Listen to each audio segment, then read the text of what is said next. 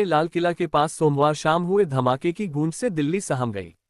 आवाज इतनी तेज सुनाई दी कि 4 किलोमीटर दूर तक लोग दहशत में आ गए।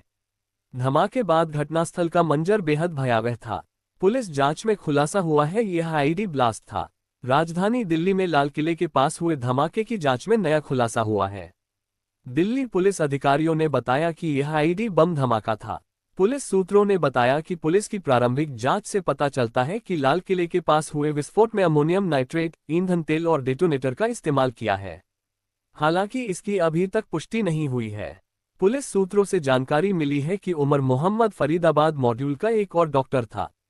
पेशे से डॉक्टर उमर मोहम्मद कथित तौर पर जैश ए मोहम्मद के आतंकी मॉड्यूल से जुड़ा था। जम्मू कश्मीर के पुलवामा निवासी कार मालिक तारिक को गिरफ्तार किया गया है। तारिक ने ही उमर मोहम्मद को धमाके में इस्तेमाल हुंडई i20 कार दी थी। आतंकी मॉड्यूल का हिस्सा रहे अपने साथी डॉक्टरों की गिरफ्तारी के बाद उमर मोहम्मद ने कथित तौर पर इस डर से इस आतंकी हमले को अंजाम दिया कि वह भी पकड़ा जा सकता है। जांच करते हुए दिल्ली पुलिस ने सुबह तड़के पहाड़गंज के एक होटल से 4 लोगों को उठाया है। पुलिस ने चारों से पूछताछ में जुटी है। दिल्ली में हुए धमाके मामले में पुलिस डॉक्टर मोहम्मद उमर की तलाश कर रही है। साथ ही धमाके में शामिल रहे उसके साथ के लोगों की भी तलाश की जा रही है। धमाके की गूंज से थर्राई दिल्ली। लाल किला के पास सोमवार शाम हुए धमाके की गूंज से दिल्ली सहम गई। आवाज इतनी तेज सुनाई दी कि 4 किलोमीटर दूर तक लोग दहशत में आ गए। धमाके बाद घटनास्थल का मंजर बेहद भयावह था। मौके पर शवों चिथड़े चारों ओर बिखरे पड़े थे और सड़क लहूलुहान थी।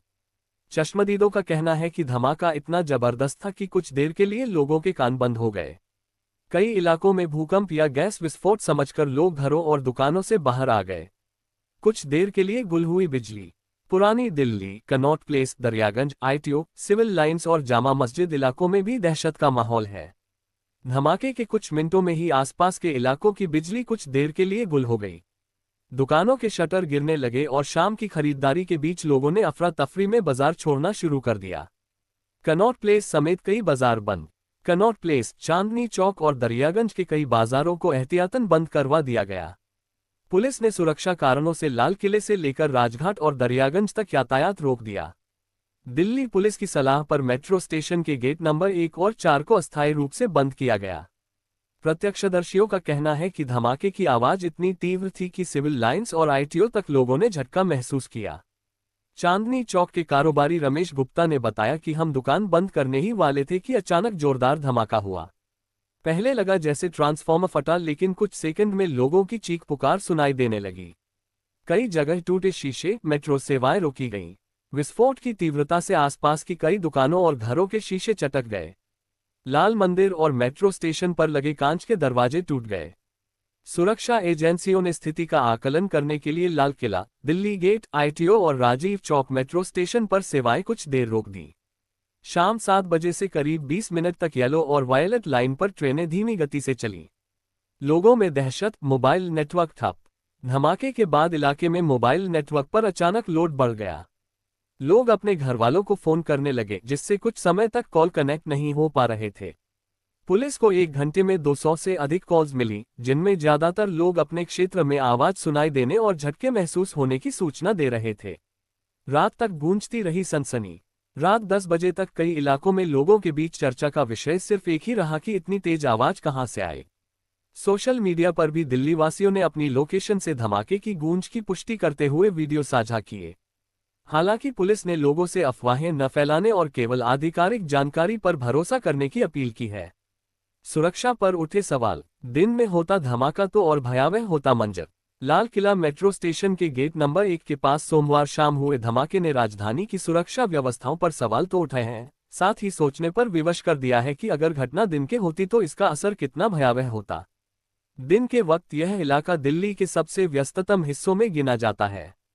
सुबह से लाल किला घूमने आने सर हम वहाँ फिर आगे गए नहीं, इसलिए हम फौरन इधर ही दूरी खड़े हो गए। यहाँ पे हमने देखा, सबसे पहले हमने फेफड़ा देखा, वहाँ पड़ा, हमने लगा कि ऐसी होगा।